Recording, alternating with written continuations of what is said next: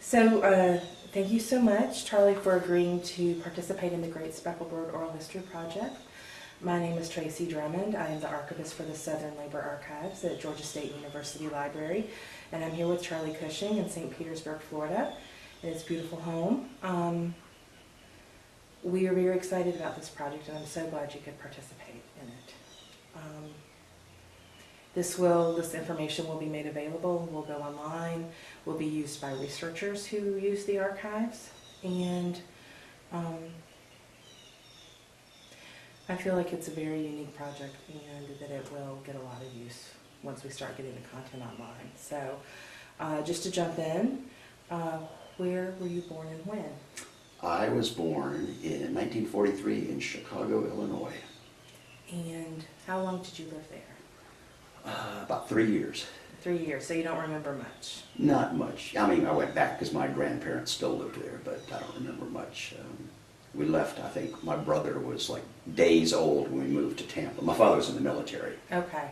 So we came down here and we were stationed at a field it's now where the Tampa International Airport is. It doesn't exist anymore, but it was an Air Force base at the time, or Army Air Force, before they built the other big base here. Okay. So what did your dad do? He was basically he was in supply. He was a sergeant, and he was in supply, so. And what year did y'all move? So if you were born in 43, it was like 46, right 46. after the Second World War that We y'all came moved. down in 46. And were there any,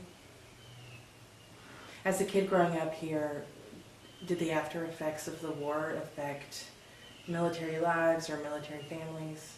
I don't remember. I mean, we were here through, I don't know what grade I was in, and then from there we were stationed in South America for 3 years. And we moved, and then came back and were stationed in South Dakota. Military, you're always moving around. So, and then we were in Germany. So. And it was just you and your brother and your mom and your dad, or were there other siblings? That's it. Just. Okay. So what was it like as a military kid growing up in different places? That's what you're used to, you're changing schools, you're changing friends, It was I didn't have any comparison to, say, oh, gee, these people I've, known my whole life or something like that. And you still, sort of stay in touch, but basically, I don't remember, ever sort of keeping in touch with people when you lived in other places. It just never happened. Okay.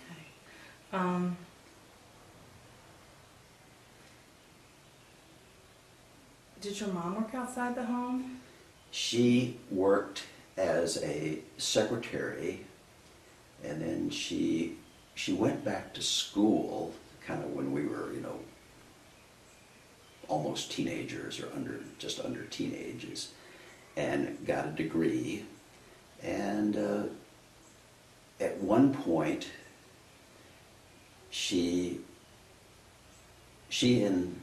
at this point, my parents were divorced. She married one of her professors from Tampa University, and they moved to Hong Kong. But she was living in Hong Kong. He worked for AID, Agency for International Development, as an economist, and. But she started a secretarial school in Hong Kong, just a private secretarial school. And so yeah, she was a teacher, secretary. She taught too, and but it was sort of in that realm of secretarial skills, working for different companies. Okay. And you stayed with your dad when they got divorced, or were you already old enough? They got divorced when I was probably in about the 7th grade, 8th grade, around that time. Okay. Did that have a big impact on you? Well, it's just like everything, it's just like you take what comes and you don't really, it was just a new adventure in life. Okay, we're moving to California, and that's it, Okay. Well, where were you when you finally graduated high school? I graduated from high school at Plant High School in Tampa. Oh, so you were finally back here. Yeah. And your dad was still in the military? My dad was in the military, but he had remarried a German woman, and he was living down in like Fort Myers, south of here. Okay. So, and then, but my mother and stepfather, now they were up in like Wisconsin, because he was teaching probably at Marquette. Okay. And so my brother and I lived with my aunt and uncle here in Tampa. So, and then my parents came back here to Tampa. My, mother and stepfather came back to Tampa. So it was very, convoluted life, But did you ever get to visit Hong Kong? I mean, it's not you. Oh yeah, I went to traveled. Hong Kong and Thailand, and yeah. So we, got to travel everywhere. So, do you feel like those experiences impacted the path you took once you finished high school? I don't. Well, the trips to like Hong Kong and Thailand were after high school. That was, after college, or at college years age. So I mean, you get a lot more exposure to other cultures and other people and other foods, and just the way other countries operate. It's just not like America. So oh yeah, I'm sure that it opens your mind to things a lot more than somebody who just grows up and stays in the same town their whole life, with the same friends and same church and everything, so I'm sure it did. And you graduated in '61 high Mm-hmm. school? Yep. And you headed to Atlanta For Georgia Tech. And what was your field of study? Electrical engineering. And was that your first time living in Atlanta? Yes. How did you pick Georgia Tech? I was just, I knew I was going to want to go into engineering, so I applied at, like MIT and Georgia Tech, and I think Rensselaer Polytechnic, and I got admitted at Georgia Tech.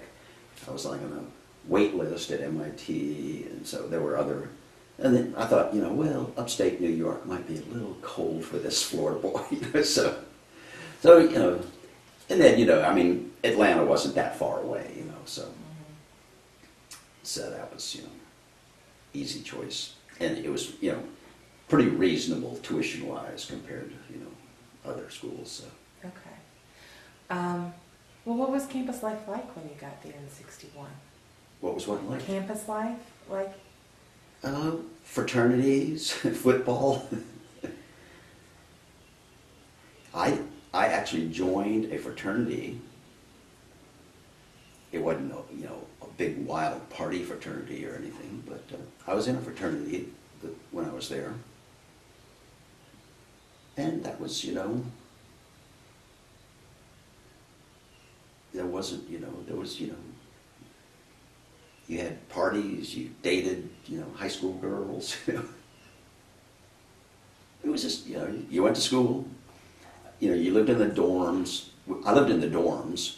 I was also what they call a co-op student, so you worked a quarter and then you went to school a quarter, back and forth. And my job was down in St. Petersburg here, so I'd go to school for a quarter. I don't remember if the first year might have been you went to school the whole time, but then you got assigned someplace to work, and so I worked at this company in St. Pete that they made a lot of military equipment.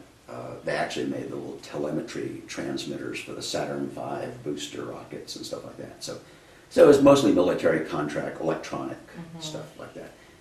And so I'd work there for 3 months, go back to school, so drive back and forth. So you were getting hands-on experience. Yeah, except what they had us do was not really.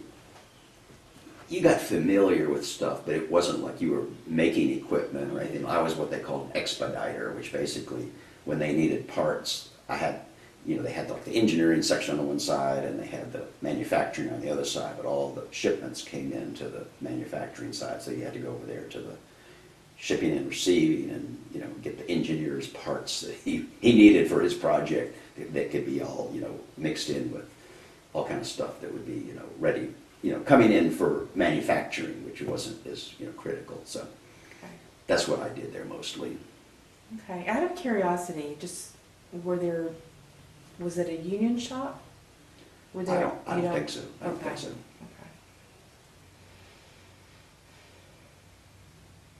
So after Georgia Tech, you went to it says Oglethorpe College. Is that what we know as Oglethorpe University now in Atlanta? Yeah, I might have written college, but it might be university, or maybe they finally.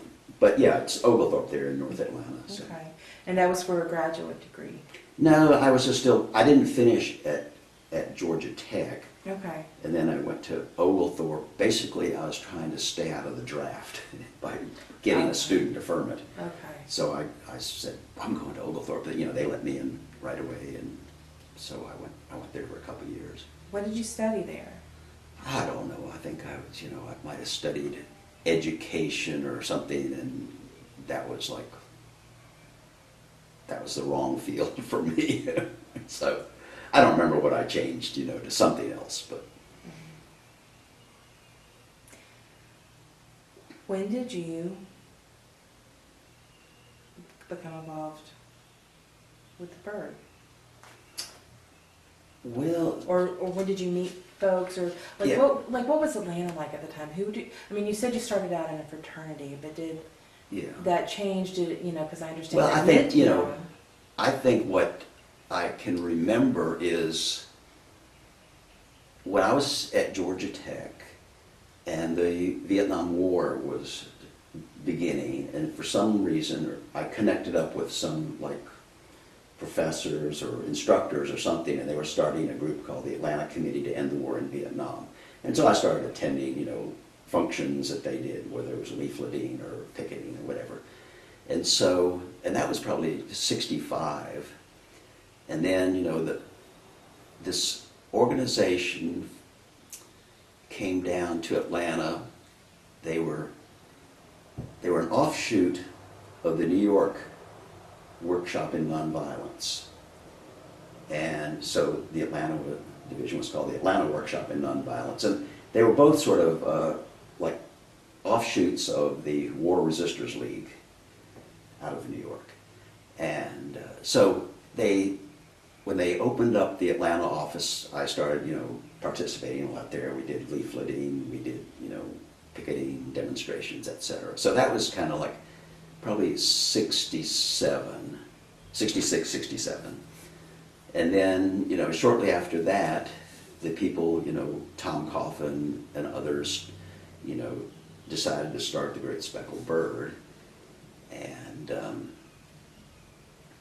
I was living with a woman named Harvey. I don't know if her real name isn't Harvey, but and she had a little daughter, and we were living together, and we ended up moving into the Bird house, which was, the downstairs were the offices of the Bird, and Tom Coffin and Stephanie lived upstairs, and Harvey and I lived upstairs of this big house on 14th Street, which is no longer there.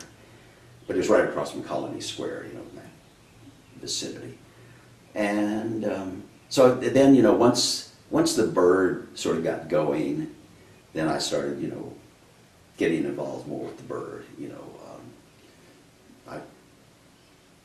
It's at some point, I was still working with the Workshop in Nonviolence, and but at some point, the Bird, I think, I don't remember exactly when, but I did advertising manager, where basically you didn't have to sell anything. People came to you because they wanted ads in the paper, and so I did that. And everybody rotated jobs at the Bird. You were 3 months or 4 months, you did this, and then you went and you did something else. It was very, collective kind of thing, or there were no people stayed in the same position. Maybe, the editors or whatever, but everybody kind of rotated through different jobs. So I remember being advertising manager, and I remember being layout manager too, as they laid out the Bird.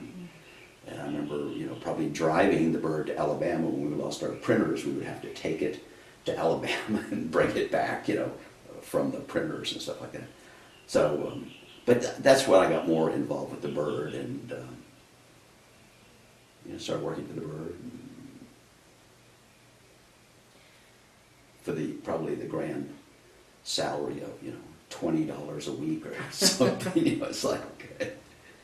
It wouldn't pay for hardly anything, And a lot of people got government food, you know, when the government give you like cans of chicken and, I don't know, weird stuff, you know. Cheese, a lot of cheese. But, and then, you know, various other people. Then, you know, we ended up moving, I don't remember if they were just moving the offices, but anyway, we left that house that was on 14th Street and lived on 13th Street, and Bob Goodman was one of our housemates at that point. And some, you know, a couple other people at various times, but, you know, Harvey was still there with her daughter, Katie, and this another woman who's, and you might know Rupert Fike, Kathy Fike. He's around Atlanta. He writes a lot. He used to write a lot too. So, and they were sort of part of that. They ended up going and joining the Steve Gaskin folks that had the school buses that went all around town, and they ended up all around the country. But they ended up buying land in Tennessee and starting the farm, which was like a, you know, big hippie farm, and they were going to, you know, grow stuff. But a lot of people, there were hundreds of people, you know, that went up there and they lived in school buses. And I went up there a couple times. It was quite interesting. I think another bird woman, Nancy, I can't think of Nancy's last name right now, but she lived up there for a while, and so there were, you know, bird connections. So you got involved with all this with the Atlanta Committee to end the war. Right, that started it. That was the very beginning. How is that? I mean, because Georgia Tech is more, I think of it as a more conservative institution, and the South in general. Oh yeah. And for anything progressive in Atlanta, there's still, it's still very leans toward older thinking and old ways of doing things. Yeah. How was that received in Atlanta? Well, you know, I mean, people, you know, we'd go downtown and leaflet about the war, and, you know, people would just get very mad. They'd like crumple the paper up and throw it down or something. I would say they weren't very receptive to anti-war opinions or anything. You just wouldn't even want to read it, you know. But I mean, I don't think they were, you know, I don't ever remember anybody being like physically assaulted. You know, they call you names, but you know, it was the whole time of hippies too, and so people were just, you know, hippies and anti-war people. It was all the same to, you know, the rednecks. You know, they didn't really know, you know, that, you know, what people's politics were. You had long hair, you were, you know, a hippie, and you're against the war, and you're, you know, a commie or something. You know, so, but that all changed. You know, then the rednecks started growing long hair. So, you know. But yeah, I mean, that's just what it was. I mean, I'm sure, you know, we would have during that era, we would have buses go up to big demonstrations in D.C., you know, and like we went up one year to exercise the Pentagon, you know, and it was very interesting. But, you know, at Nixon's inauguration, I mean, so we'd have busloads of people. I mean, there wasn't just a small handful. We'd fill up buses and people would go up privately. And when I was at Oglethorpe, you know, some of the students there, we drove up, you know, to whatever demonstration was happening at the time. So, I mean, it was, you know, it was what it was, because you didn't know any better, except when you got up there and you saw these thousands and thousands of people, you know, and they'd come from New York because it was so easy to get there. But it just, you know, if you're used to the South, that's kind of, you know, well, this is, you know, you're going to be in a small minority, but this is what it is, you know. So.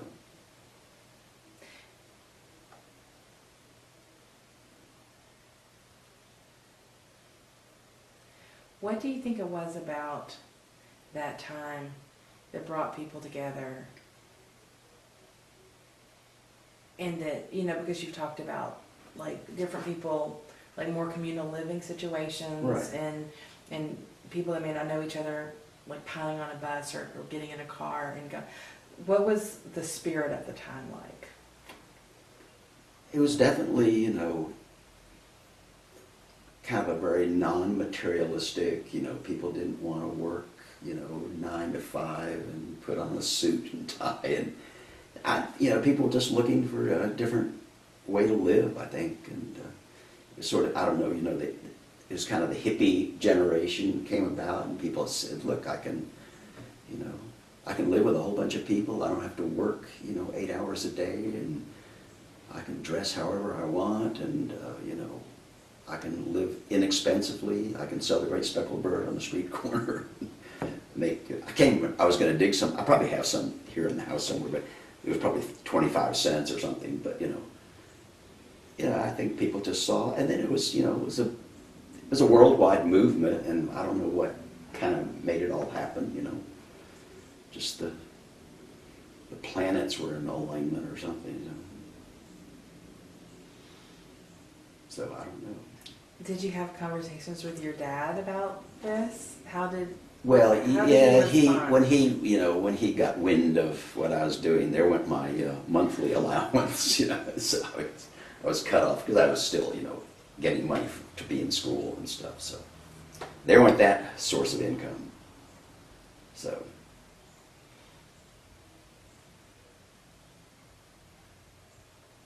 But speaking of income, you said you made about $20 a week.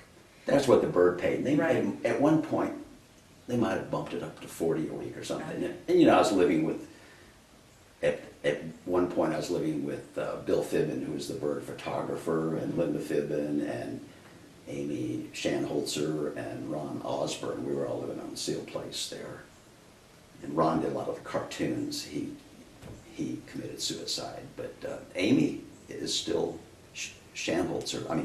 Vicki Shanholzer is still, she came to the reunion, I think the last reunion. She's down in Florida here somewhere, and she has a daughter named Amy. So, and then Bill Fibben died, but Linda Fibben is still around as far as I know. Were you at the bird when it was bombed? When Yeah. it was firebombed? Yeah, it was.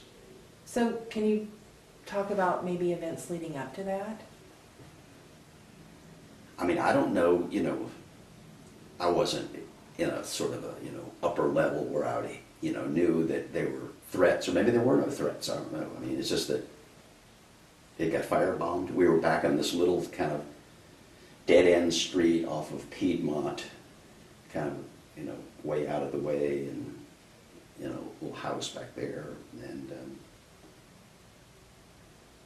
the building got firebombed, that was it. And so after that, they moved they rented a building on North Avenue, and the thing I remember about that is, because I think what happened with the firebombing is, I don't know if people just drove by and threw stuff or broke the windows or something. So I remember the North Avenue building, we had these big wooden boards, like big shutters, horizontal shutters, so if somebody threw something, it wouldn't get through the glass, but it let light through. It was a very bizarre looking architecture. But then, we were in that building for quite a long time. Maybe up until the end, until they resurrected it, with another group of people. But I think that was we stayed in that building. It was a commercial building, it was not just an old house. Mm-hmm. What was the extent of the damage done with the firebomb? Well, the building was no longer, inhabitable, or, the landlord said, you got to get out of here or something. I don't remember all the details of it. Okay. But they just said, they're going to find a different place. Maybe it would have cost too much to rebuild it. Maybe the landlord said, you're out of here. I don't know what the details were, why we moved. So.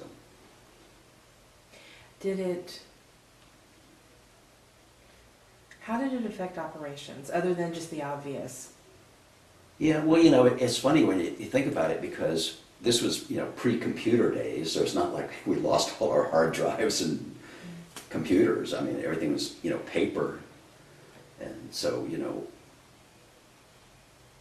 I don't remember it affecting the bird that much as far as, production. But I don't remember. How did it affect the people? Well, I'm sure it's pretty scary to people, you know, but I don't remember that, you know, how people reacted other than, you know, we're not going to give up, we're not going to quit, we're going to, you know, keep going and you can get another building.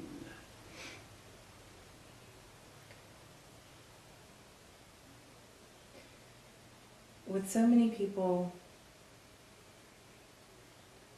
working together and living together and spending a lot of time together, were there ever points where personalities clashed and then maybe changed the direction of the bird or changed the way things were handled? I mean, I imagine, especially trying to put the paper out on budget on time, you know, small budget on time and everything, that it could be very intense. So can you talk a little bit about? Well, you know, I mean, I think there was always the split between the politics and the culture people, you know. That, I mean, a lot of the people that came into the Bird had come in from civil rights movement and student movement and SDS and SOC and those organizations. And then the people that came in from the culture side, you know, like Miller Francis was a great writer and who wrote a lot of great music reviews and stuff like that. So there was always this clash about, you know, are we going to be a political newspaper like, you know, I don't know, some of the like New York ones, I can't think of the names right now, but and you know, so they wanted, you know, some people wanted more culture, music, you know, theater, whatever. Other people wanted it to be more political. So there was just always that division. But I think, I mean, nobody left or nobody, you know, really got, you know, there was no animosity. I mean, the people, you know, the culture people kind of did their thing and the political people did their thing. And they still all, you know, did stuff together. I don't remember any big, you know, fights. I'm sure there was, you know, stuff that went on, you know, outside of staff meetings and stuff like that. But I don't remember a lot of animosity or fighting. But I'm sure there were, I'm sure. It was like...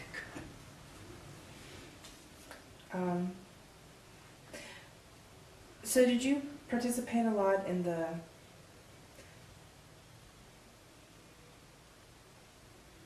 I guess the more expressive parts of the culture? Did you grow your hair out? Did you... I had long hair and, you know, I just looked like a hippie, you know. So, you know, smoked dope, took LSD, you know, everything that hippies did. Yeah. Had a VW van. It's like a checklist. Yeah, right. Get your VW van, get your long hair, smoke dope. Were there pressures from, again, conservative South?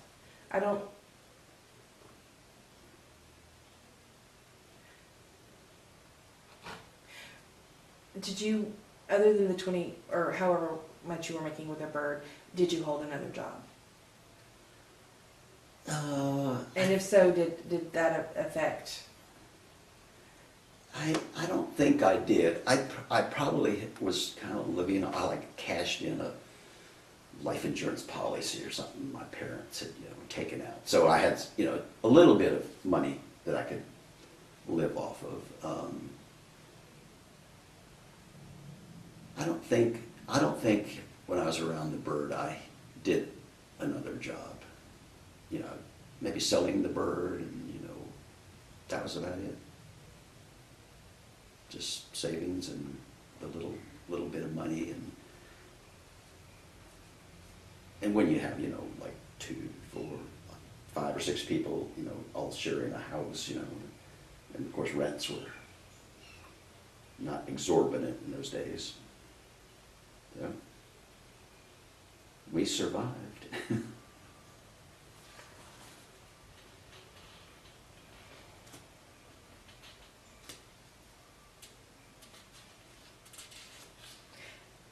Was it just your dad that responded in the way he did? What about your mom and your brother, extended family? Well, my brother was here he was in various places, but he basically, we have the same politics.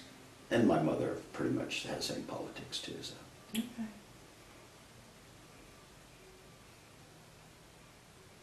My brother's probably more to the left of me, but I'm pretty left. So.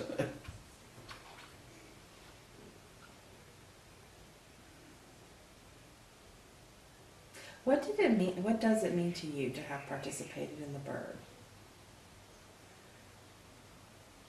When you look back, I mean. Well, I mean, it definitely, you met like-minded people. You kind of all hung out together, you lived together, but it introduced you, new sources of information, other underground papers and some of the big national magazines like Ramparts and stuff like that. There were, good leftist magazines that were out there. So, you got a lot more information, available. Because, everybody exchanged paper, so you could, read everybody's paper came into the paper. And just, I mean, at the time, it was the culture. People like the Allman Brothers would come and play for free in Piedmont Park and stuff like that. It's like the Grateful Dead would come and just play for free. It's like. So I mean, it's just a lot of stuff was happening culturally too, and you just did those things. We had 2 Atlanta pop festivals where everybody kind of went en masse down to. One was at the Atlanta Speedway and one was in Byron, Georgia. But who were some of the bands that played at those?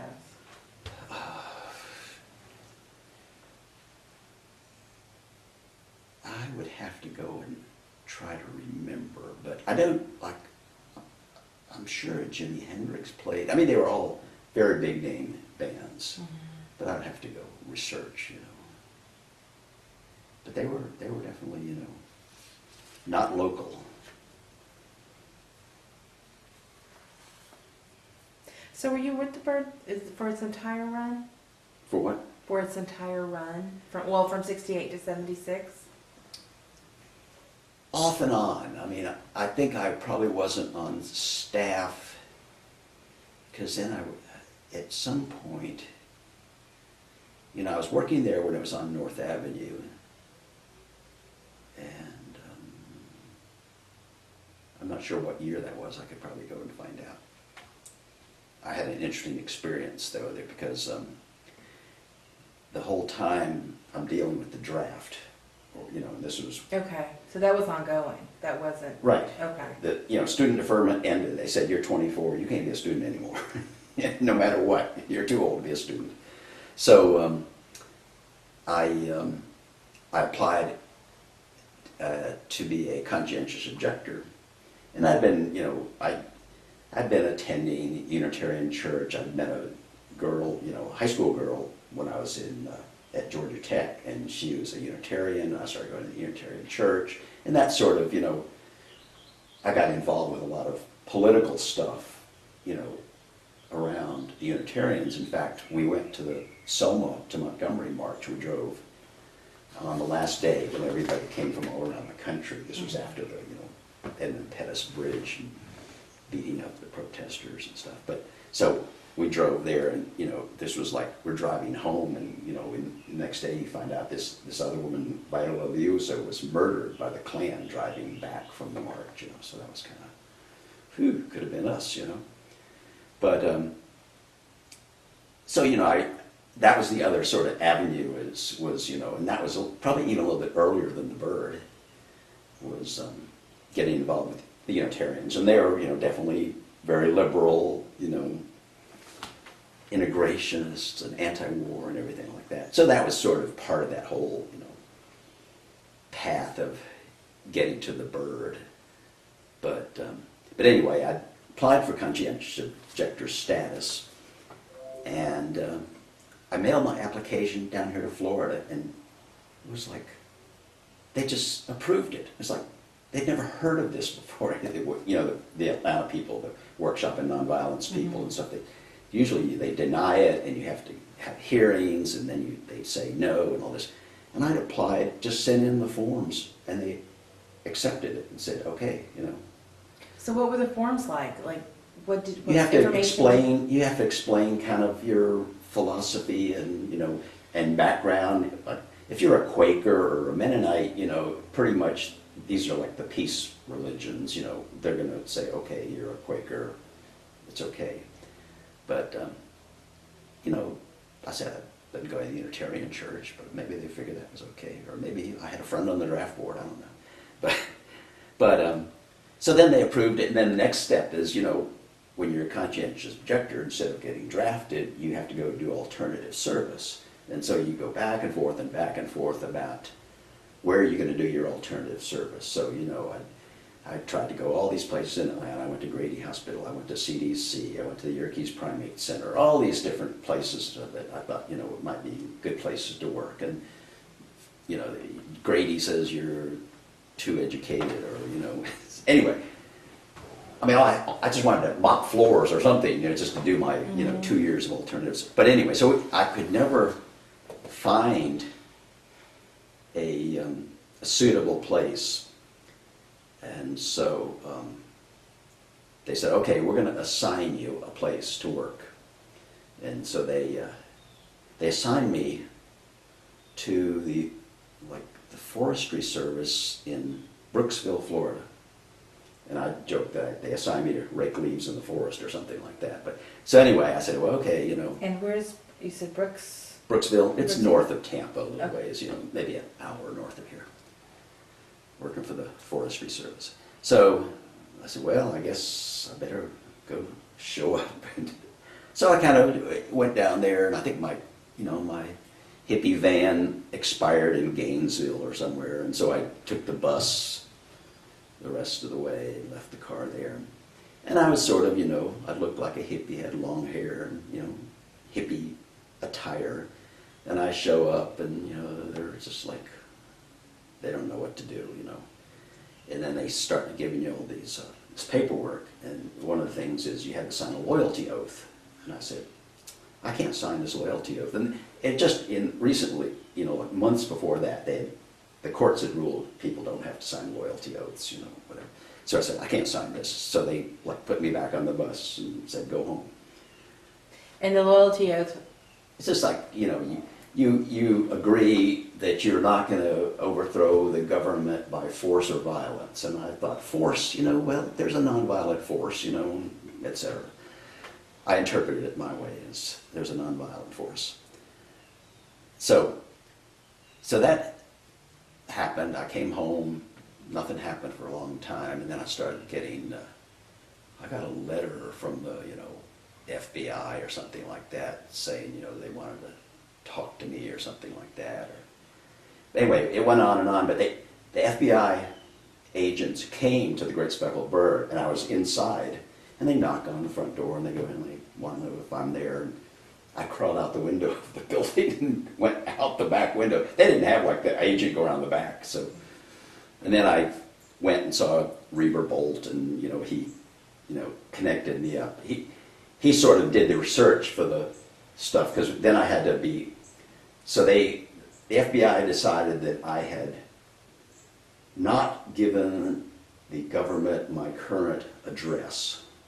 And so somehow that was a federal crime, and that was what they were going to charge me with. But they were really charging me with, you know, not signing the loyalty oath. So anyway, so I went down, you know, it's another whole long story, but anyway, I went down. We got 2 hours. We got time. But so anyway, they assigned me, you know, I have a court date to come down to Tampa from Atlanta. And so, and they assign you go down and you go before the courts, and, you know, they say, well, who's representing you? I say, well, I don't have a lawyer. They say, well, you cannot plead without a lawyer. So they assigned me a lawyer. This lawyer was like a traffic and divorce lawyer. He hadn't done nothing with, you know, draft stuff. So Reber started, you know, getting all these cases and like giving them to me to send to the guy. And so the next time they reschedule the thing, we go down there, I go to the lawyer's office, we go down to the courthouse. And the courthouse is closed because it's Columbus Day. They had scheduled this hearing or, trial or whatever on Columbus Day. So they said, come back. The next day we come back and something's not right. And the next day we come back and something's right. And the judge had said, I just, did a draft case. I don't want to do another draft case. And came back again, the next day. And finally on the last day, they said, if you're willing to do alternative service, we'll drop these charges. So I said, okay. That's the last I ever heard from the FBI. And did you end up finding a place to do it? No, I never did alternative service. Okay. So they just figured I was a pain in the neck or something. So was this widespread in the community? Did you know other people who? Well, one of the people we lived with was he was, there were a lot of anti-war people. And a lot of people, refused induction at the induction center there on Ponce de Leon, and we'd have demonstrations when people would go in and refuse. I went in, I think, to take the physical, and one doctor says, you got flat feet, and the next doctor just crossed it right off. They just needed warm bodies, But, so, we were always demonstrating at the Armed Forces Induction Center. And I'm not sure, Tom Houck might have refused induction, but other people, went to Canada. We lived with this guy who was a theater person, Steve Bush, who's worked with different theater groups. And he moved to Canada. Other people, did whatever they had to do. Some people went to jail, some people went to Canada, some people went underground, But yeah, there were definitely a lot of, people that were not going to go into the military for whatever reason. So, and I don't know, what of the bird people. I can't remember, if people either they, had deferments or children or, But around that time, then the whole lottery went into effect.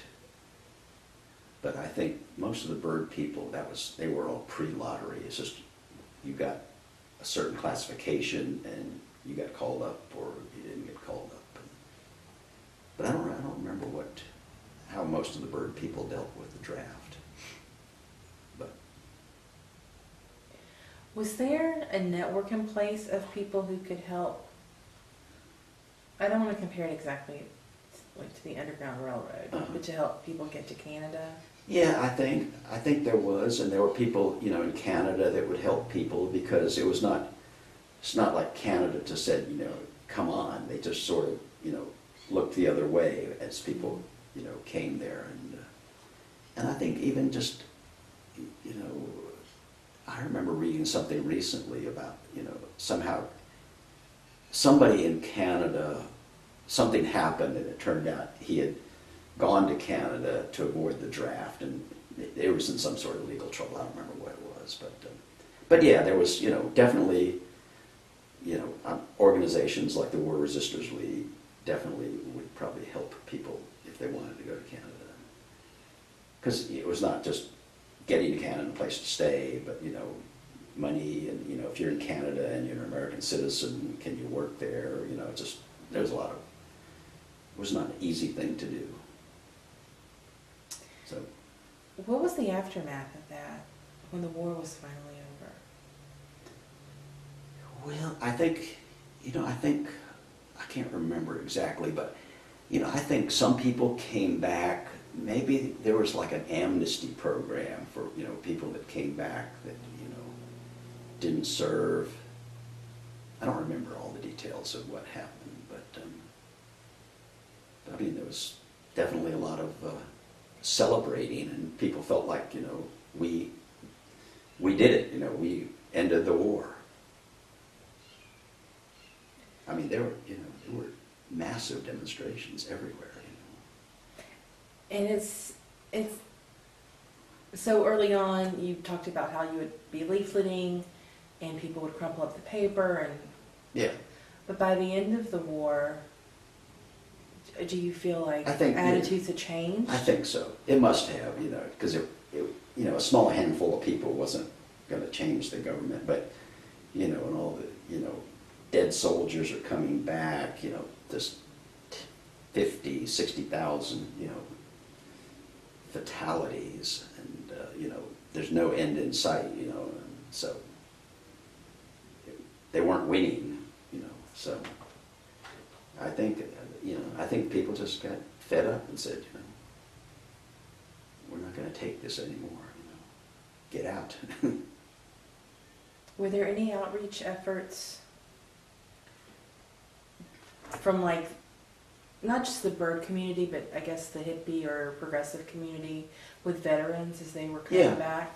Because there were a lot of anti-war GIs. Either people went over there and became conscientious objectors. Some conscientious objectors went and worked as medics and things like that. So. But yeah, I mean, there were like GI coffee houses. That was a pretty common thing around military bases, outside of military base, for GIs that had seen what war does, and so they could get together and kind of socialize, and they weren't really part of the sort of the hippie community, but they had their own little communities, so. And there was, I don't know, I wasn't that involved with that, but there were people around the bird that dealt, knew, worked with, and after a while, I think the workshop on nonviolence sort of started working with some of these GI coffee houses too, but I wasn't involved with them much. The original people that founded it moved back up to New York, and some other people took over, and I didn't, I wasn't really involved with it at that point. But yeah, I think they did a lot of the GI coffee house, helped set them up, and help support them. Was there outreach to any other communities that needed support? As far as war, or not war, but just within the community. The women's, the whole women's movement. Yeah. Mm-hmm. I mean, everybody was very supportive of the women's movement. When we had men's consciousness raising sessions. What were those like? That sounds. I don't know. I mean, I probably didn't participate much, but basically, the women were trying to get the men to, think outside the box, as you say, So, but there was constant, discussion about women's issues at the Bird, and women writers, and, women's staff, and so that was a big thing, the women's movement. There was constant discussion, but did you see it reflected in how women were treated at the Bird, or how women worked at the Bird? I think it was very, very equal. I don't think, the women were not, in lower positions. I mean, because we had some very strong women on the Bird, or around the Bird. People like Nan Orrock, who was Nan Guerrero. So there was, I don't think people came into the Bird with really, sexist, ideas, but they just needed a little tweaking, maybe, we probably all needed a little tweaking about, some of our thinking. But. What about the LGBT movement? How was that received? I don't think there was, there were a lot of, not a lot, but there were gay writers for the Bird. Miller Francis was gay, and I don't think it was ever an issue with people. Yeah, I never noticed any issue there.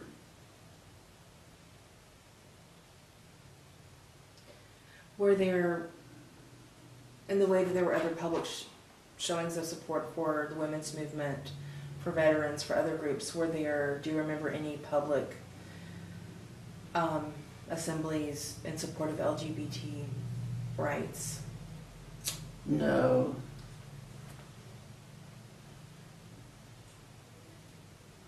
that I can remember.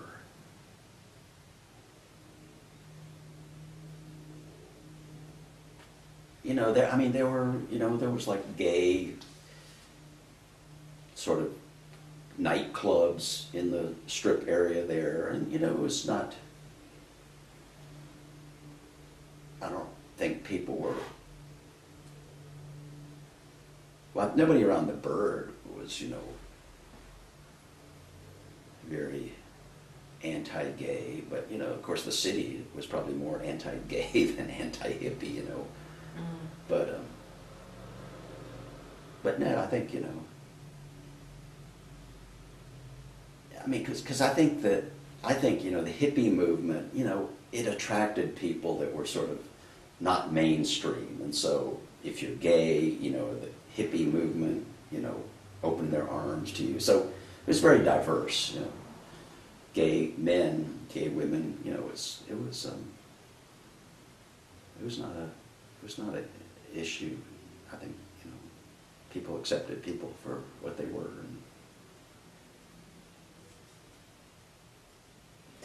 And I don't remember if there were any demonstrations or anything, because the whole gay movement, I guess, started with that big raid on the Stonewall in New York, and that was probably in the late 60s, maybe. So, yeah, I don't remember much involved with, stuff around the Bird, or just in Atlanta about, gay, whether there were demonstrations or anything like that. It might have been, but I don't remember. What about support of groups like Black Panthers? Yeah, people were supportive of Black Panthers.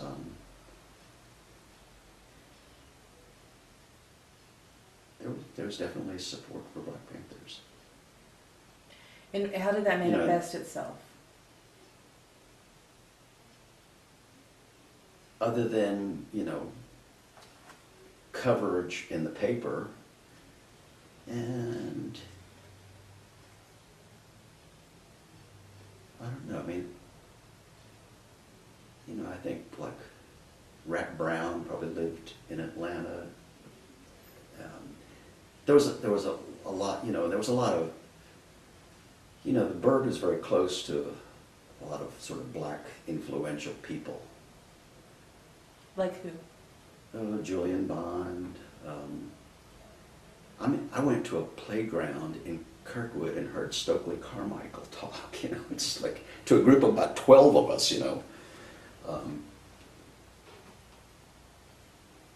I'm trying to think, that the whole Bond family, the King family, the funny thing about the King family is one of my friends and was a driver for Coretta King. And so he'd go and pick the kids up at school and bring them over to the workshop in Nonviolence. So here's like Martin Luther King and Coretta King's children. They're just hanging around here, because they just got out of school and they weren't time to go home yet or something. That was kind of interesting. And we, not so much the Bird, but we did a lot of stuff with SCLC. When I worked at the workshop in Nonviolence, and we would do mailings, they had this machine in their basement. It was called an addressograph machine, and it had these like metal plates, and it was for printing a newsletter or something. You'd run all this stuff through this big machine. So I'd go down there all the time to help run, newsletters and stuff. And I'd walk by like Martin Luther King's office all the time, but he was never in there, But yeah, I mean, I think they were all the, pretty much most of the black leadership in Atlanta was pretty progressive then too, and so there was a lot of support and mingling. Well, I know that I hung out more with James Bond than Julian, but Julian was around the scene a lot too. I know that Dr. King was assassinated. Was it your second issue? Yeah. It's the Joe Hill cover. Right, Don't Mourn, Organize. Mm-hmm. So can you talk, and you just started, and it was so huge. Can you talk a little bit about that moment for the bird? I don't remember. I remember, that was the second issue, and this happened, and I don't remember the details of what, where I heard it, or how I heard it, I don't remember. But I know there were some people that, there was this group called like the White Panthers, not the Black Panthers, and they were like these revolutionary hippies, and they were like building like Molotov cocktails. It's like, fortunately they didn't use them or anything, but they were going to start some trouble. But there were, I don't remember why or when, but there were issues on Peachtree, between 10th and 14th was kind of the hippie district. And at one point, I don't know, the police would go in and try to arrest people. And that would always, there was a riot in Piedmont Park when they arrested people. There were riots on Peachtree Street where they bring in the police and clear everybody and arrest everybody and shooting tear gas and everything like that. So, but I don't remember if that was around the time of King's assassination or just something triggered it. I don't know, but there were definitely police versus, people on the left, whether they were hippies or whatever, radicals, that, people went to jail. Not for long. Well, once the bird was up and running, was there always sort of this threat of the police coming around and, or like knowing you were kind of under surveillance by? Oh, I'm sure everybody thought, yes, we're under surveillance and probably our phones are tapped and, the thing that basically everybody gets paranoid about is they would have infiltrators. And to this day, we don't know who they were. Maybe people do or can say, but you can go look in these old FBI records and they know what went on at meetings and everything. It's all redacted, so you can't see, who said what, but it's like, yes, there were people there that were really, undercover agents around the bird. And the bird was not so closed. I mean, anybody could come in and work and come to the meetings and, whatever. But yeah, that was, and it's still done today, I'm sure, as they infiltrate a lot of these big organizations, these big demonstrations, especially out on the West Coast around the Group 7 and a lot of that stuff like that. They found out a lot of these people that are instigating the trouble turned out to be police provocateurs, trying to stir trouble up. So yeah, the bird had infiltrators, but who didn't? The Black Panthers did. Everybody probably did. The anti-war movement was probably full of infiltrators. They could get their information. So. Back to Dr. King's assassination and do you remember why they chose the Joe Hill cover for that particular issue? I know that's a weird and very specific question. Yeah, I don't know. So, beyond sort of FBI infiltration, the local police presence, and of course, dealing with the mayors, because I guess it was the mayor when you guys got started was that Ivan Allen? Probably, yeah. So, and then Sam Cassell later. What were your relationships like with the mayor's office? Did they ever? I don't know. I remember later on, like Maynard Jackson, when he was running for mayor, he came to the bird. He was looking for support and stuff like that. Ivan Allen, I don't know. Sam Cassell, I don't know. There were also, that was a time where there was, like riots on Boulevard and stuff like it was a big. I lived on Monroe Drive at the time, and all these police cars were going. I said, I'm going to walk down there and see what's going on. And it was like it was a riot going on. It's like the police escorted me out of there. But Why was there? What started the riot? just some incident, and it just mushroomed. I don't even remember what it was. And I can't remember who.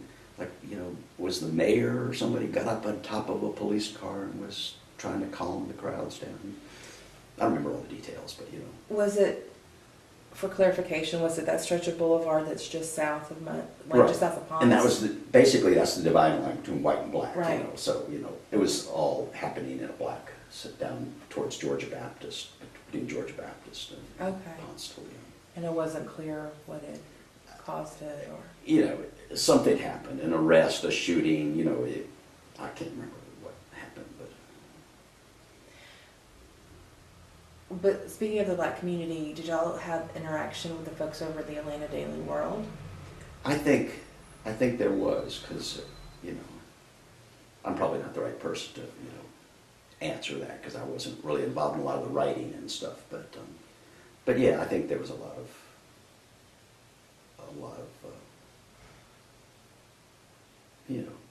friendships, interaction between the Daily World folks. So when you started, you said you were advertising manager. What kind of advertising did you get? Well, record companies. Okay. That was, and concert promoters, head shops, some national advertising, but basically records and some restaurants and stuff. I mean, some local stuff, and record promoters and concert promoters. That was a big part of it from what I can remember. I'm trying to think of what other... I mean, you didn't even have to go out and sell ads. Everybody wanted to sell their records, so they wanted a lot of coverage. Coverage of the bands when they played.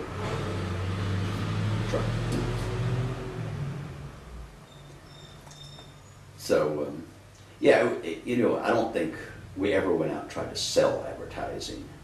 It just came to us, But it was,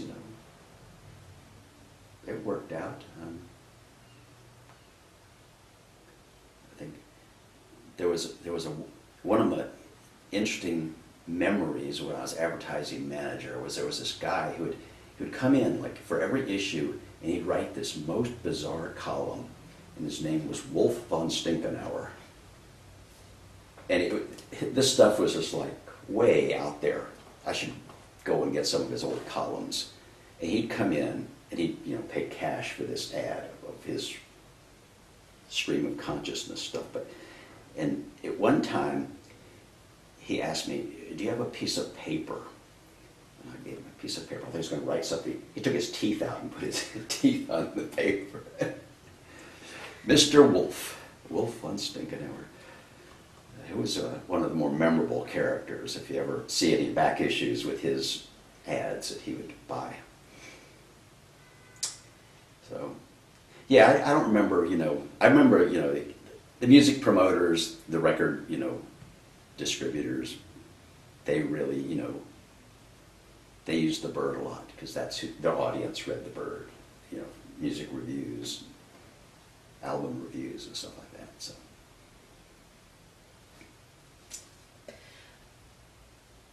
So that makes me think of something you said earlier, where you said there were the culture folks and there were political folks. Uh-huh. Where did you find yourself?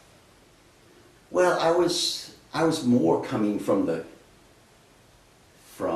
political side, but I didn't come through like the old like SDS and SOC people like that. I came through sort of the anti-war, kind of the peaceniks, So they weren't really the more serious, politics other than pacifism. So it's sort of in the middle, it was not really, let's just, I mean, we still have that at the radio station now. We have from 9 o'clock until 2 o'clock, we have news and public affairs. And some people hate that part of the radio. They want to hear music all the rest of the time, you know. So you can always have that, you know. Some people say, don't bum me out with all this news, you know. I just want to hear music, you know. So I think that's always going to be, you know, a fine line trying to keep both groups happy. But yeah, I didn't, you know, I wasn't in SDS or SOC or any of those groups that, you know, were like trying to organize students on campuses, or, you know, I mean, some people actually went and tried to organize.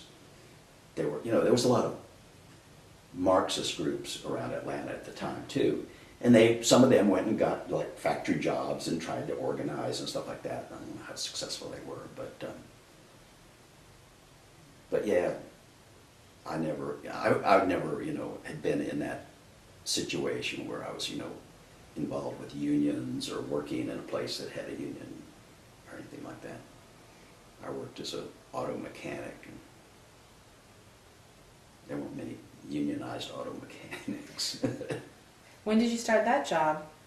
Well, I was always, you know, I always fiddled with cars, you know, from, you know, high school, and it just sort of fell in my lap. I was always working on, you know, if you own a VW, you gotta know how to work on cars, you know. But and so this woman that I knew, and she was sort of part of the women's community. She was working as like a driver for an auto repair shop that worked on English and Italian cars, and she wanted to go off and do something, and she asked if I would take her place for this job, and so I said okay, and I went, and it was big pay. It was like $80 a week or something, and so I went, and they found out that I knew mechanicking, so then they just hired me as a mechanic. And I did that. I worked at that shop for, you know, 5 or so years. Then I moved on to another shop, and owned by the same people. So I did that for a long time. But I sort of, in between that, or after I left there, I was sort of like a backyard mechanic. So I worked on a lot of the movement people's cars out of my house. I lived on Euclid there in Little Five Points, within walking distance of the Little Five Points pub. And so yeah, I did, you know, worked on people's cars a lot. Then I decided to keep my hands cleaner and became a computer programmer.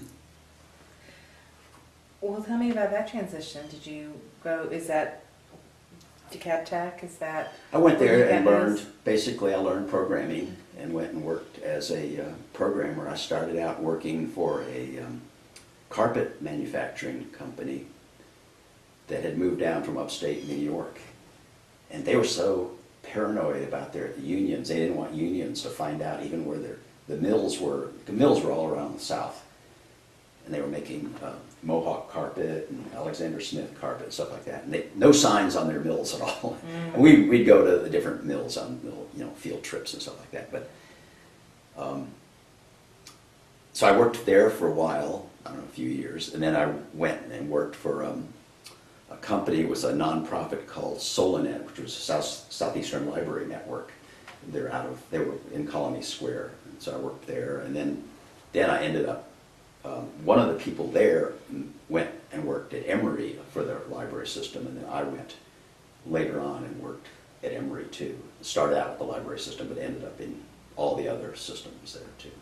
Well, what kind of computer programming did they need? Well, at the time, it was mainframe and it was COBOL programming, and each sort of manufacturer had their own languages. I mean, COBOL was pretty universal, but Burroughs, they had their little sets of instructional languages, and it was called Candy. And then Burroughs became Unisys, but you still use something called Candy. And then you went to IBM, and they have their own little language called JCL, Job Control Language. But you're still using COBOL, and COBOL is pretty universal language, on mainframes. And then, as everything sort of evolved into, sort of client server, and we bought a big package system. We were sort of like the beta site for this software for schools called PeopleSoft. And So that was sort of right at the end of my tenure at Emory. But I was at Emory 17 years. Let me jump back a little. What was it like for everybody when the bird finally ended? Were you gone before the official last issue? Yeah, I think I had. And what precipitated your departure? Maybe it was getting, a job just, working at, the auto repair shop. I don't remember. I just, just other people had come and, I wasn't that attached to the bird. It wasn't like, I was one of the founding members or anything like that. I wasn't one of the writers, I was just sort of, a worker, a worker bee. And then when other things came up, I think that's when I took the mechanicking job, and it was more money. Yeah, I mean, it was not like, I was, part of this organization, and it was, painful to leave or anything. I just, okay, I'm going to do something else now. But, with the other people, I mean, I'm sure it was, they tried, I guess they tried, I don't remember if they were weekly and then they went bi-weekly, or whether they monthly, I don't remember, but I mean, it was sort of winding down, and it was too expensive, or they couldn't, pay people. I don't remember all what led to its closing. There was probably other people that remember more about that, but I wasn't around at the time, so they just kind of shut it down. And then the other people, tried to revive it, and I think money was probably one of the issues. Just I don't remember whether there were other factors, that they couldn't get advertising, whether there was competition, I don't know. That was around that time was when that other paper started in Atlanta. I can't remember the name of it now, but it was Creative Loafing? No, it was even before. It was a little bit more political than Creative Loafing. It was Rick Brown and his wife. It was called something like The Inquirer or something. I'm not sure that was the name, but anyway, it was a well-written, wasn't full of ads, and they were the ones that I think took over and tried to resurrect the bird. I know one of them was Rick Brown, and I think his wife, she had some family money, and so they were able to kind of pump some money into it. But no, they had, when they had this other paper, they had good writers, and I guess, you're going to have to pay writers. They're not going to write for free. But I can't remember the name of it now. But it was a good paper, but, just like, every newspaper is struggling. I mean, luckily we have, the Tampa paper got bought out by the St. Pete paper. That Tampa doesn't have a newspaper anymore. So, I love newspapers.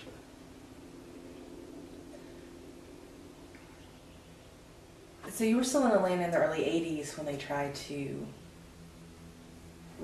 restart the bird. Yeah. Were you involved, or were you in touch with the folks at the time? I knew what they were doing, and I probably went over. They had a house probably on Piedmont, big house on Piedmont, and I probably went over there. I don't remember what for, but whether it was just a social function or something. And they put out a good product, but it's just there was no demand, I think, anymore. And, the costs and everything. I think Rick's wife, her name is Liza something.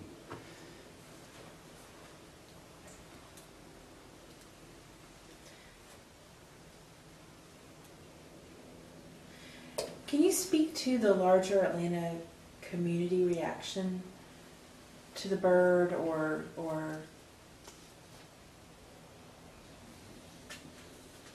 I don't know. It might have been it might have been something that sort of unified the community, you know, because you've got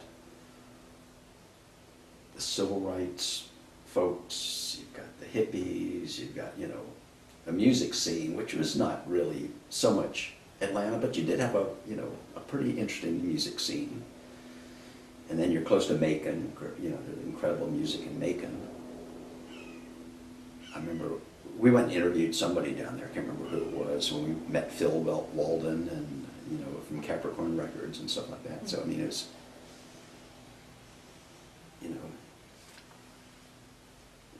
it was amazing the bands that came through. And I would write very bad music reviews, but I would write music reviews sometimes. And I remember one time,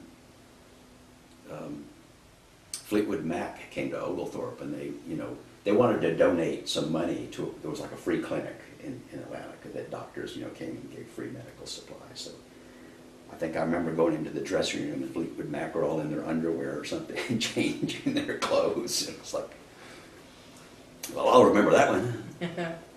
But I talked to Janis Joplin too when she came to Atlanta. So. And Alice Cooper too. Yeah. So do you think working for the Bird gave you access to those people? You just say, you know, I work for the Bird, and you can go backstage and ask a few questions, you know.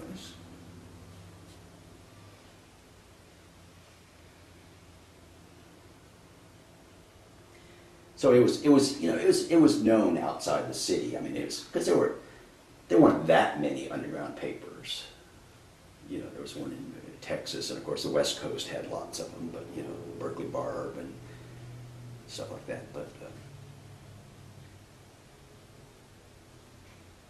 But yeah, I think it's sort of like, okay, Atlanta's a cool place because it has an underground paper. You know, I mean, it's like we're hip. You know, we had a little, for a little while, I ran a little food buying co-op where we'd just go out to a big farmer's market. People would place orders, we'd go out and buy it in bulk and bring it back and divvy it up, you know. And I think that eventually evolved into something that was a little bit more sophisticated than what we were doing. It was mostly bird people, you know, and stuff like that. So people were trying all different, you know, things, counterculture things.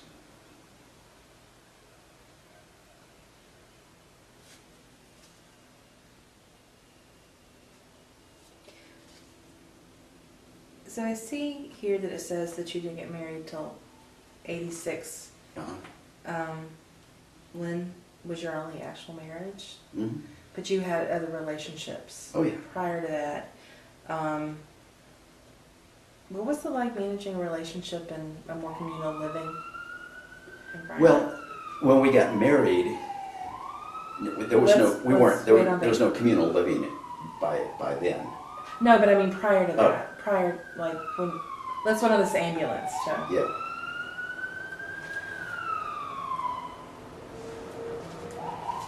The fire truck. The fire station's like right there. Okay. I hear the chimes go off when they call, you know. Well, the woman that I had met through the workshop in nonviolence, Harvey Mertz, and her real name was Ruth Clements, and Steve Wise and Bob Goodman both been trying to figure out how to get in touch with her, and I don't know how to get in touch with her, but anyway, she's a poet, and she would, you know, actually, you know, was a pretty good poet. And so we lived together from, you know, middle 60s up until, you know, late 60s, I guess, because we lived together at the Bird House when the Bird, you know, was on 14th Street at the first house, and then then we ended up on 13th Street, and then developers came in, and they're going to tear that house down. So I moved in with Bill Fibbin and Vicki Shaneholzer and those Bird people, and she went and moved into a house with Miller Francis and some other people like that. So, and then after that, you know, I didn't have any long-term relationship until I met Lynn, and just dating various people, and I think there was, you know, I think Cliff Kuhn had gotten Lynn's phone number out of my phone book and called her for a date or something. But anyway, we double date and stuff like that. But, and Lynn was one of the founders of the Feminist Women's Health Center.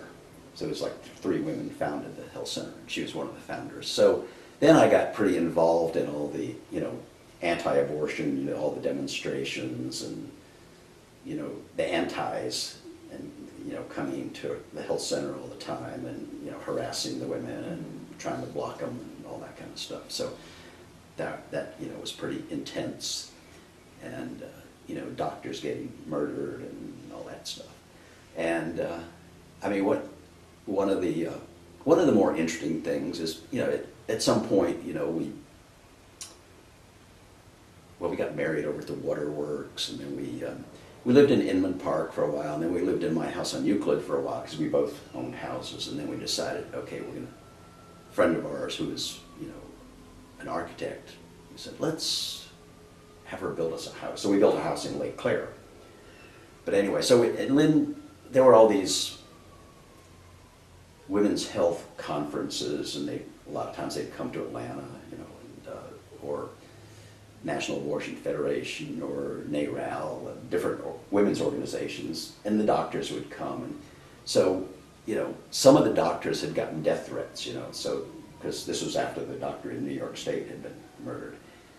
And so, we're having like a little reception at our house, just before they went to dinner or something like that. So we have like 2 federal U.S. Marshals sitting on our front porch while we're in the back, eating, chips and salsa or something like that. So that was interesting. Federal Marshals. They look like federal marshals. And they didn't do anything. They didn't want anything. Sometimes they'd walk up and down the street, but, they're just, because this person had gotten threats and it was a federal crime, that they were there to protect him. Mm-hmm. So.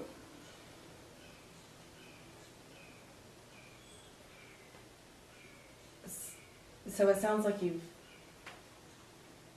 sort of, over your lifetime, you've been involved in some way with activism of some type. Yeah. Why has that been important to you? Well, because I would like to see things better. So, the last few months have been pretty depressing. But, it's just, and you go to these other countries, we've been to Europe a bunch of times, okay, they have, free medical care, they have, legal abortion, they got, inexpensive schools. I mean, how can these other countries do all this stuff and we don't? It's just like, can't we try to join the mainstream here? So, it's just, you see what your country can do for its citizens, and not everybody's running around with guns, and not everybody's in a war everywhere, and, it's just like, God. So, it'd just be nice if you could, somehow change things, put pressure on, make things, at least a little bit better, And we thought we were getting there, but, I think we made a U-turn. But it's just, now, there's, there's a lot of activism in the Tampa area. There's a great group in St. Pete for Peace. There's Tampa groups that are out there, on the corners of, over by MacDill, Air Force Base. So there's a lot of people still on the corners holding up signs. There were so many people at our Senator Marco Rubio's office that his landlord just evicted him. He says, Rubio, you're out. It's too disruptive. He didn't have a lease or anything. So anyway, but it's just like that. After a while, you just figure like, I've done all that marching, I've done all that picketing, I've done all that leafleting. It's just kind of like, the Phil Oakes had a song about I ain't marching anymore or something like that. I agree with the sentiment still. It's just like, I just don't want to go out there and do that anymore, But I feel like, I can contribute to the radio station, and it's an amazing station. It gets its money, 70% of the money comes from the listeners. they get a little bit of Corporation for Public Broadcasting, which might get cut off, any day. And we put on concerts and stuff like that. But it's listener supported. We have a beautiful multi-million-dollar building that we built just from money from the donors, from the listeners. If you ever get a chance, go over there. And there's a lot of political. We have Democracy Now! Every morning at 9 o'clock, and then they have 2 and now 3 hours of call-ins because people like to voice their opinions. And then they have a women's show, and then they have an animal rights show, and they have a Muslim show, and they have this economic update from Richard Wolff, which is a big syndicated, talking about economics and other than capitalist systems. And so it's, there's a lot of politics, and all the DJs are pretty progressive. I mean, there's no reactionary people there. So some people just don't want to hear it, but they're not anti. So that's figure I can make my contribution there. So I do financial stuff, which I don't have any financial background, but as a programmer you have to be very detail oriented. And so when you're preparing bank deposits and matching stuff up, and the numbers all have to match, and you're working on spreadsheets, everything's got to match up. So I do that, and then during the marathons I keep track of all the pledges as they're coming in, either through the computer or people calling in. We have a big room of phones like every marathon would have, people answering phones and taking people's pledges, and then when the money comes in I match up their paperwork. And then a lot of corporations do matching, so that if you give $100, your boss, your employer will send $100 too. So I do that paperwork. So that's my contribution now to change. Mm-hmm. For the record, it's WMNF 88.5. Mm-hmm. Okay. How much? It's the same call numbers as WRAS. Because when we drive down here, I'd never have to change my radio dial. Did you? How much corporate support do y'all get? Well, you can't really have it because you're nonprofit. You can't have any corporate support. But but you said for the matching. Yeah. When they match, I don't know what the number is. Okay. I don't know. Okay. I see the money come in. It's not a whole lot. It's maybe a few $100s every 3 or 4 months. It's not a lot. It could be more, but you have to work for Verizon or Bank of America or Pfizer. Some of these corporations, you're like, why are we taking their money? But so yeah. But we do concerts too, so it really promotes the local music scene too. And, you can have events that local musicians play at, and then we have live music. People come in and play live. We have a great recording studio. People come in and record and stuff there too. And then the thing that I do that's not political, but it's interesting, is we're members of a sailing club over in Tampa. Mm-hmm. And my wife is real involved with the women's sailing group there. And they're called the Dinghy Dames. And then I'm on the board of the youth sailing, so that they teach kids. In the summer they teach kids from like about 7 years old up to teenagers how to sail and stuff like that. And then they have sailing teams after the summer's over. And so I'm involved with that, pretty much maintaining the boats and stuff like that. But I also maintain the boats for the Dinghy Dames. They sail small little prams, which are ridiculous little boats. But so we'll go out and run races for them. Tuesdays I go out and run races for them. And then I run races for our club just in general. So that's my other life. And my wife is down in Sarasota because she couldn't get enough sailing here. So she goes down to Sarasota and sails on Thursdays, It's like sailing fool. How did you get involved in sailing? Well, our first date was on the Sunfish. I grew up here in Tampa. I didn't have a boat or anything like that, but one of my high school buddies had a boat, and he said, would you come crew with me?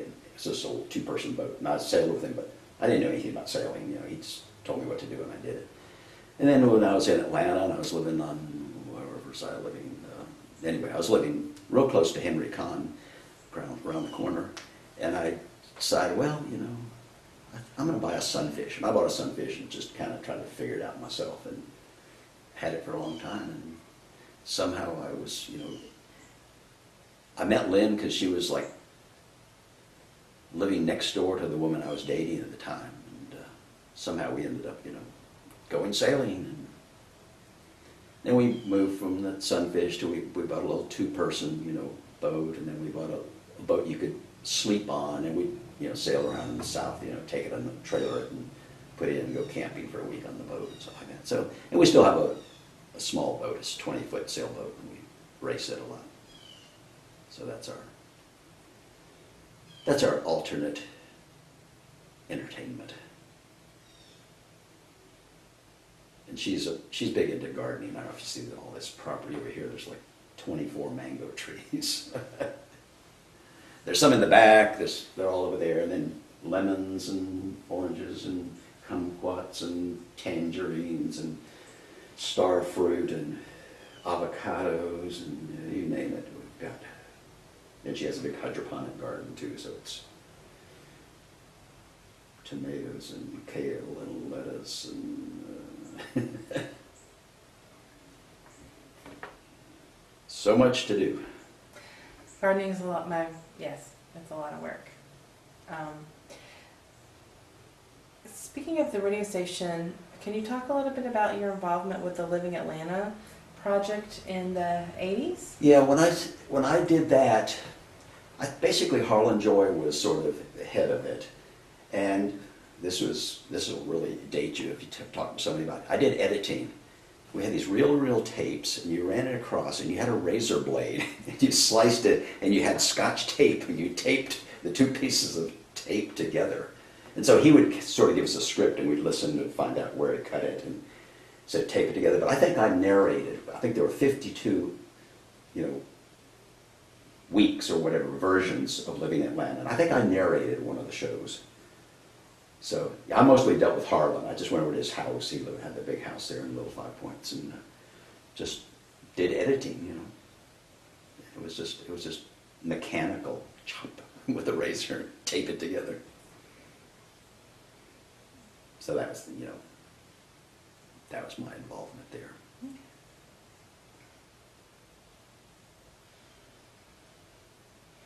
But it was, you know, I mean, it was a great radio station, but it's so small because there was so much competition. You know, I mean, Georgia Tech, Georgia State, Clark College, I don't know who else. I mean, just the competition was so tough, and so it's always just stayed tiny in that little school there on Austin Avenue. And it's never. The thing about Tampa is the University of South Florida is humongous. They have a radio station, but the students don't control it. So they have no input into the programming. So it's controlled outside the school. So we're in a really good situation. And we've gone to like having 4 different HD channels as well as just our regular broadcast channel. So we had for a while, the farm workers had I don't know how it worked, but there was some sort of carrier where they could feed their shows through our antenna, and they could go out and sort of, you know, south of here, the Immokalee farm workers and stuff could broadcast. And they were broadcasting some, you know, sports events through Hillsborough Community College. So it's been, you know, well received. We got a grant. We just had to increase the size of our antenna because some of the buildings downtown were in the way or something. So we got a grant from the city to, you know, we have a lot of support from the political, you know, part of the city. That's great. Yeah. For a community radio station. Yes. Yeah, I mean, one of our various people, you know, that worked at the radio station are, you know, like now city council, and you know, we have these shows where they'll bring in guests all the time, so there's always, good political guests that come in, that they're not, they're not standoffish. The station is pretty respectable as far as, the call-in shows and the political shows. So you'll get some differences, there's some people that, don't like the Muslim show, and then there's some people that don't like the Jewish show, but, they're still going. To have that kind of support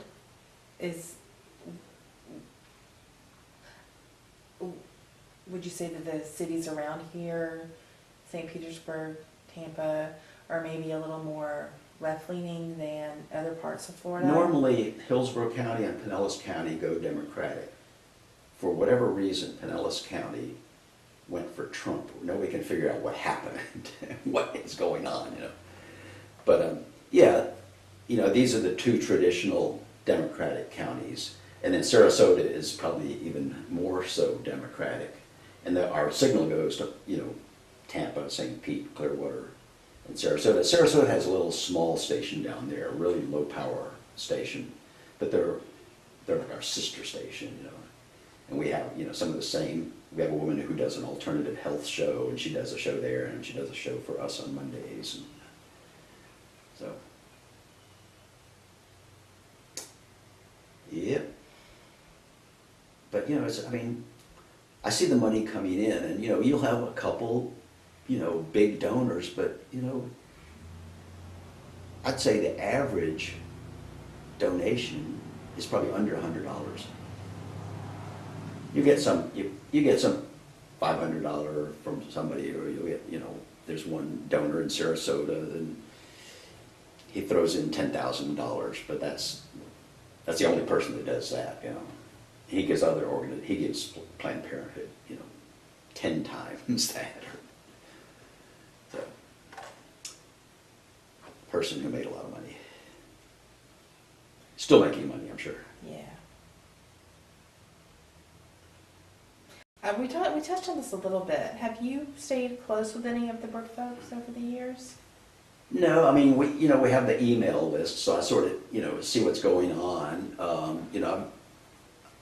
I went to I guess one of the last reunions. I still see we used to go up to Charlotte, North Carolina with our boat to go sailing, this annual event. And we'd always stop in Atlanta and stay. So we'd stay with an old friend. She knew the bird people, but she was sort of at the tail end, so she wasn't really part of the original people. And, and then my wife knows some other women, like Cindy Cameron from the 9 to 5 organization. So they're good buddies, and they went up to the Women's March after the inauguration. So, but Cynthia wasn't really, they came along after the bird, they were not in that same era. So, we see the people in Atlanta when we go up there, it just depends on, who's invited to what party or whatever, but as far as just, regular stuff, I had this one guy who was sort of around the bird, he's down in Key West, I haven't talked to him in many, many years, Tom Dottamede. He was like just an electronics guy, but he was just, I don't know, he was a bird supporter. And I stopped and saw him one time when we were on our way to Key West, but I don't know what he's up to. But no, other than that bird reunion and just reading about what people are doing over the bird email list and stuff like that, somebody's got that, I can't remember his name, but somebody's got that, there's like a website, and it's something like the Strip Project or something like that. And so I go to that, every now and then, just see if there's anything new in there. He has some interesting sort of narrative, people recalling the days of that era. And some good photographs. Carter Tomasi was a good photographer, had some great photos. So yeah, there were sort of there were a lot of people that were sort of in that Grant Park scene too. They were fringes of the bird, but I still, run into them when I go up there. It just depends. You go to some event, there they are. We don't go out of our way to, because Lynn really wasn't part of the bird, so it's not like these are people she knows and stuff like that. So her involvement came, from the Women's Health Center. So was there a women's march in Tampa back in January? There was a march in St. Pete, which is the biggest march ever St. Petersburg has ever witnessed. Really? It's like 20,000 people. They couldn't believe it. I mean, you couldn't even, I wasn't here, but, they didn't expect this. And they had speakers, and they started at this little park downtown, and they were going to march up and down the beach drive and come back. And it's like, there's so many people they couldn't even march. It was like, it was too crowded.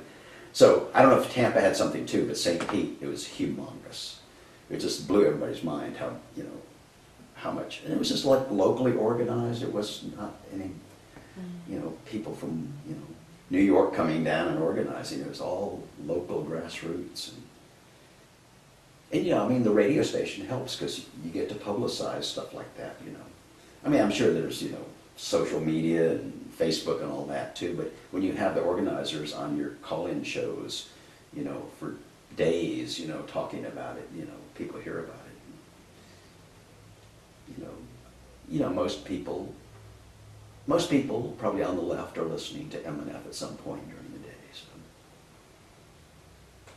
So yeah, it was, they couldn't believe how many people came. It was so big,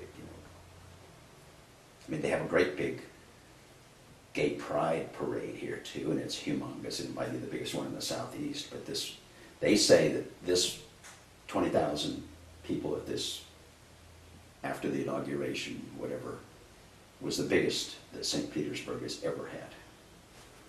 That's great. Yeah, it was just, God, who could believe that this happened? Was your wife here for it, or? She went to the one in D.C. Okay. Yeah, she went with Cynthia Cameron and the architect friend, and and her sister lives in D.C. And so she went up there and visited them and stayed with them and marched. And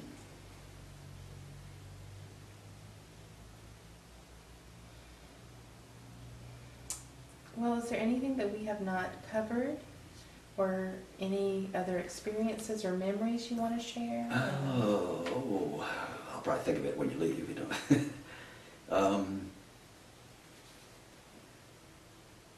We can always plan a follow-up interview at some. Yeah. Yeah. Seriously, so don't feel like this is it. Right.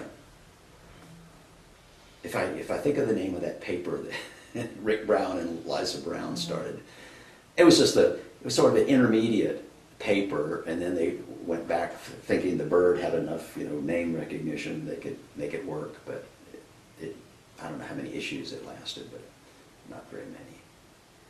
But no, I had a good time working there. It was very interesting times, when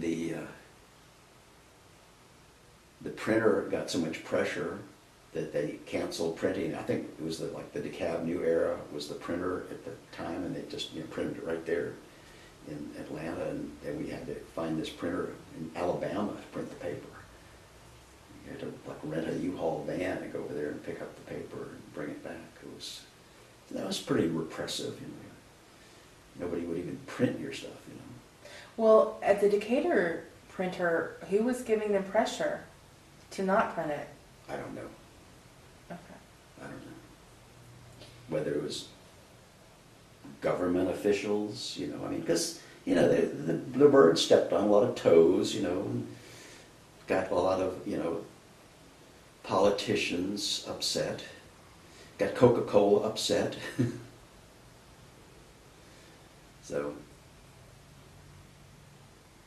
yeah, I don't know, where the pressure came from, but I know that we drove to Alabama to get the paper printed. And where was what part? Montgomery. Yeah. And why were they more willing to do it than? Just for the money, and maybe nobody knew about the bird in Montgomery, so it was safe to print it. And well, of course, you bring in your proofs or whatever, they shoot it, they print it, and it goes away, and it's just like nothing. No skin off their teeth because the paper didn't hang around. They didn't, they weren't like criticizing the city officials of Montgomery or anything like that. So, I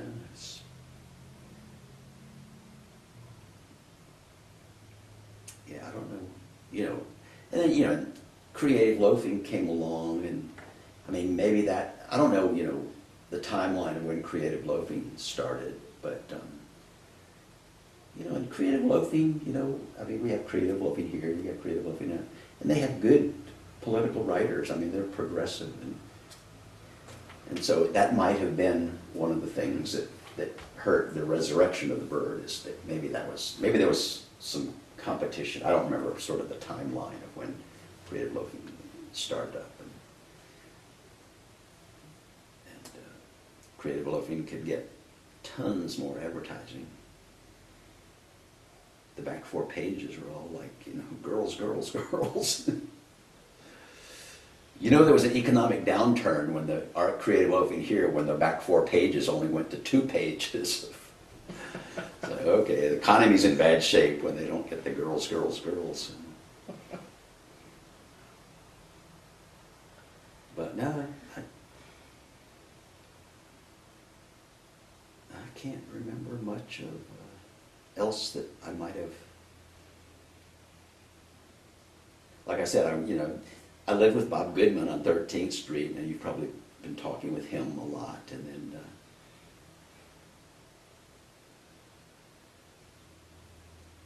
he has been described as someone who sort of came on and helped organize things and push it along. Well, he taught at Clark College, I guess, or Clark Atlanta University. Clark Atlanta, maybe, yeah. And it could have been, I mean, like I said, I was not in on all the kind of the nitty gritty of all the management and stuff. I just knew that, they got a paper out and were able to do it week after week, More power to them. And people, I'm sure the people that wrote probably didn't make any money. I mean, it was all free. And they had funny stuff. They had Bud Foote, who taught at Georgia Tech. I think I took a course from him, and he wrote some real funny stuff. And then, I think Henry Kahn wrote some medical stuff, and so we had some, I can't remember, I'm sure they covered, theater and the arts. I just don't remember, that side of it.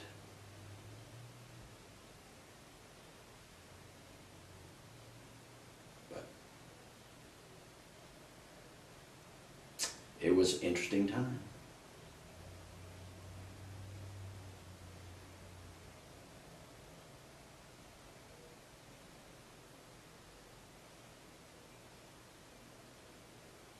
Think of anything else, I'll email you. Okay, sounds good. Well, thank you so much for your time. I appreciate it. This has been a great conversation.